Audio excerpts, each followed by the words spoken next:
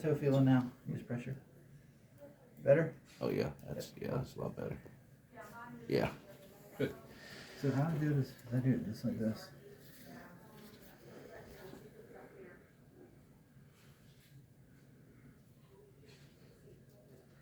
What we're doing here is just putting a little tourniquet around your toe. If we do this, our success rate goes up about 5%. So I'll take it. So the first strap I don't put too tight. Just to grab. Yeah, and I see I try to leave it flat and it's coming loose on me a little bit.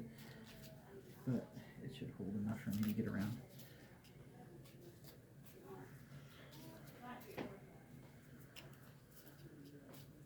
And so what I'm doing is squeezing the blood out of your toe. And when we do that, the iron reacts with the chemical a little bit, and if without that blood in the toe, we can use less chemical and have a higher success rate, and therefore do a little less trauma to you.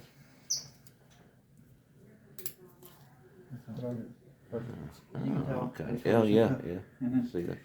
what I do here is just come here. See that curve right about there? Mm-hmm. Just want to get where So right it about starts to from here. curve. Yeah. And then it just goes, you go nice and all the way back, and you have to go a couple millimeters back. Now see, I like to come in like this. With your hand this way. Don't come angle. If you can slip in this way, but come. And be perpendicular to that nail, and that the nail edge of the nail there.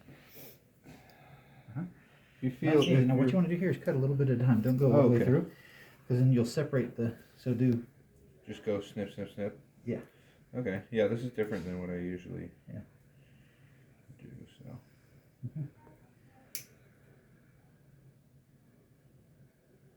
Interesting.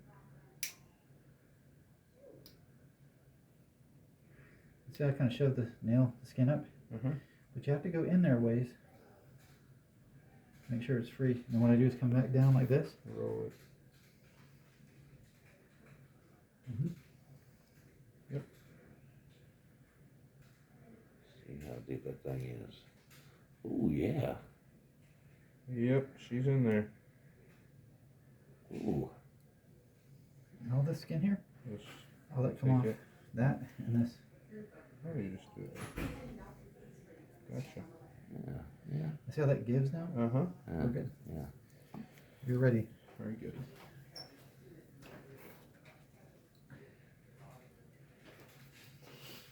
I know Shadowline does it a little different than me than everybody else does it a little differently. My thing is, Well, I could have done that at the house.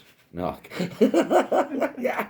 and when I do it with these guys, I come in like this, push a little bit more, Okay. just enough, and then keep rolling in that direction. I count 30 seconds, switch, do the next one. I've done 2 4-5 seconds. I've done 3 30-second applications, and the 3 30-second applications has about a 3% higher success rate than the 2 45. So, once again, you live, you learn. I may post this. Go right ahead. Brag about you guys.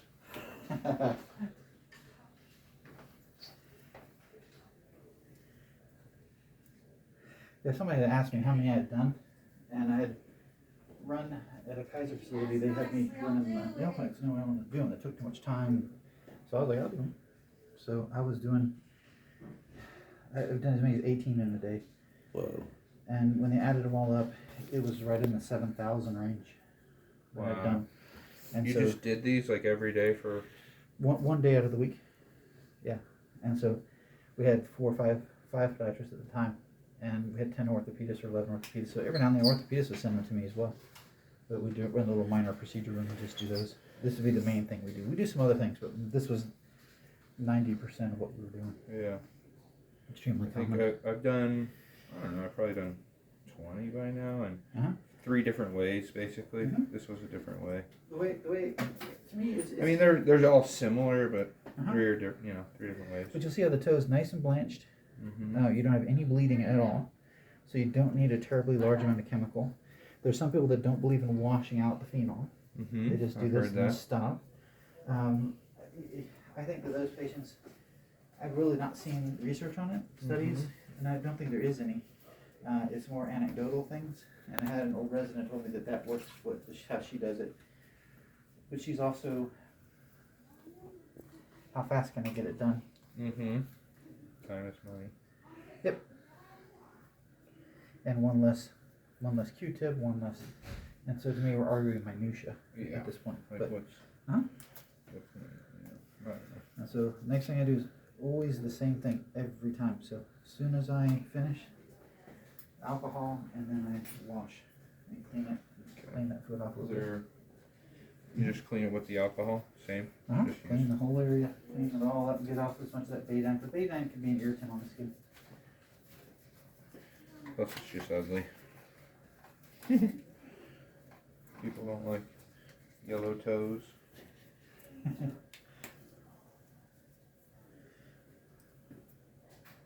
I generally don't, as a habit, don't put this on my finger. A lot of people wipe this right on their finger.